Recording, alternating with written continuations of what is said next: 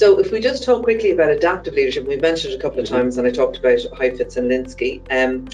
So the key thing about adaptive leadership, it's about better classification, enabling better diagnosis. So what we want to do is say, we've probably got, when we see a problem, if we know what the solution is, if we can understand the problem and it's clear and we know how to fix it, then in adaptive leadership, that's called technical. So that's easy to do, and you could do that with authority. So it's do or can do, act, and that's it.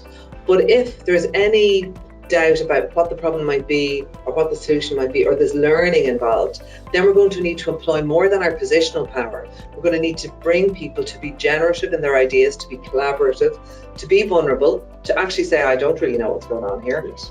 And to actually come up and stay in a space of diagnosis. And sometimes that's really hard because you might need to come up with a solution very quickly, but to hold that space so that we get a really good understanding of what the problem is. And that's one of the key things that leaders need to be comfortable doing. Absolutely. I think that's, put your finger on it there, Orla, because one of the things is, you can see the problem maybe sometimes staring in the face, or so, and then getting the solution can be reasonably straightforward. But sometimes you can see elements of a solution, but there isn't clarity about the problem. Yeah. And so it comes back to the need to bring people on board and the need to have a collaborative approach.